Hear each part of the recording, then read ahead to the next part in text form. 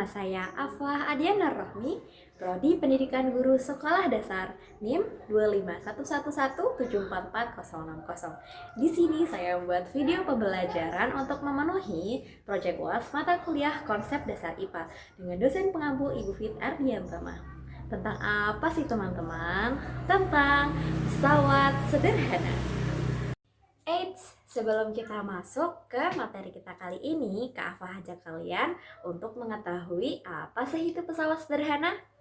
Pesawat sederhana adalah alat yang digunakan untuk mempermudah pekerjaan manusia dengan cara mengubah besar atau arah gaya, sehingga pekerjaan lebih mudah dilakukan lebih efisien tanpa mengurangi total usaha yang dilakukan. Kak Afwah ada lagu nih teman-teman, ketukannya balonku ada 5 ya, jangan lupa tepuknya. Ayo kita nyanyi bersama-sama, 1, 2, 3. Pesawat sederhana ada 4 jenisnya. Yang pertama itu tuas, yang kedua itu roda, yang ketiga itu bidang miring, yang keempat itu katrol. Itu semua jenisnya, mari kita belajar. Nah, lagu tadi adalah cuplikan dari materi apa yang akan kita pelajari hari ini. Ayo kita belajar.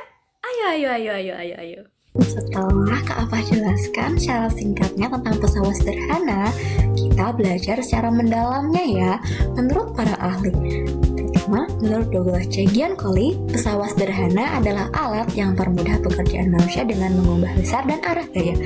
Sedangkan menurut David Halliday, Robert Resnick, dan Joe Walker, pesawat sederhana bekerja berdasarkan prinsip usaha dan energi. Nah, kita belajar tentang jenis-jenis pesawat sederhana. Ada 4 teman-teman. Yang pertama, tuas, yang kedua bidang miring, yang ketiga katrol, dan yang keempat roda berporos. Nah, kita belajar tentang tuas terlebih dahulu. Tuas adalah pesawat sederhana yang memiliki titik tumpu, titik kuasa, dan titik beban. Terdiri dari sebuah batang kaku, misalnya logam, kayu, atau batang bambu. Tuas digunakan untuk mengangkat atau mengungkit benda berat dengan gaya yang lebih kecil. Contohnya adalah cungkit-cungkit, gunting, dan pembuka tutup botol. Nah, tuas sendiri punya jenis-jenisnya. Tuas golongan pertama memiliki letak titik tumpu yang berada di antara titik beban dan titik kuasa. Contohnya adalah cungkit-cungkit, gunting, tang, palu, linggis, dan sejenisnya. Tuas golongan kedua, titik beban berada di antara titik tumpu dan titik kuasa. Panjang antara lengan kuasa lebih besar dari lengan beban. Contohnya adalah gerobak dorong dan potong kertas. Gambarnya di kanan ini ya. Tuas golongan ketiga, titik kuasa berada di antara titik tumpu dan titik beban. Bedanya sama tuas golongan kedua nih adalah panjang antara lengan beban lebih besar dari lengan kuasa. Contohnya terdapat dari sapu, jepitan kuku, dan barbel. Nah, gambar-gambarnya seperti yang tertera di kanan ini. Nah, kita masuk ke bidang miring. Bidang miring adalah permukaan datar yang dipasang miring untuk mempermudah memindahkan benda ke tempat yang lebih tinggi dengan gaya yang lebih kecil dibandingkan mengangkatnya langsung. Namun, bidang miring juga memiliki kelemahan, yaitu jarak yang harus ditempuh untuk memindahkan benda tersebut menjadi lebih panjang. Contohnya, papan miring untuk menaikkan barang ke truk dan tangga. Contohnya ya teman-teman.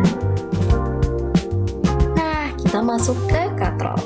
Katrol adalah pesawat sederhana berupa roda yang berputar pada porosnya dan dililit tali atau rantai sebagai penghubungnya. Katrol berfungsi untuk mengubah arah gaya atau memperkecil gaya. Contohnya nih, katrol pada tiang bendera dan sumur. Nah, katrol juga punya jenis-jenis sendiri teman-teman. Yang pertama nih, katrol tetap. Katrol tetap adalah jenis katrol yang posisinya tidak berpindah atau tetap pada satu tempat saat digunakan untuk mengangkat beban. Contohnya, tiang bendera dan timba sumur. Seperti yang tertera di gambar-gambar di samping-sampingnya ini ya. Kedua, katrol bebas. Katrol bebas adalah katrol yang ikut bergerak bersama beban dan tidak dipasang tetap pada suatu tempat. Contohnya katrol pada mesin pengangkat. Nah, seperti gambar yang di kanan ya.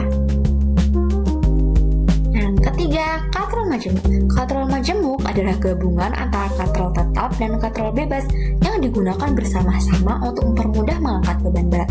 Contohnya sistem pengangkat layar katrol besar. Eits, kita masuk ke roda berporos. Roda berporos terdiri dari roda dan poros yang berputar bersama. Alat ini mempermudah memindahkan atau memutar benda. Roda dan poros bekerja dengan cara mengubah besar dan arah gaya yang digunakan untuk memindahkan. Dalam hal ini, seperti memutar sebuah benda. Contohnya nih, roda sepeda, setir mobil, dan gagang pintu. Pasti kalian sering melihatnya kan di kehidupan sehari-hari. Ini contohnya. Ya, kita sudah terakhir teman-teman. Manfaat pesawat sederhana. Pesawat sederhana memudahkan pekerjaan manusia, menghemat tenaga, dan meningkatkan efisiensi kerja. Dengan pesawat sederhana, pekerjaan berat dapat dilakukan dengan lebih aman dan cepat. Simpulannya, pesawat sederhana adalah alat yang mempermudah pekerjaan manusia seperti tuas, katrol, bidang miring, dan roda berporos yang memiliki cara kerja berbeda. Alat ini membantu meringankan beban sehingga pekerjaan lebih efisien walaupun usaha tetap sama. Dalam kehidupan sehari-hari sering digunakan. Nah, semoga kalian lebih mudah memahami konsepnya dan pikir kritis serta meningkatkan minat belajar ya. Selamat belajar.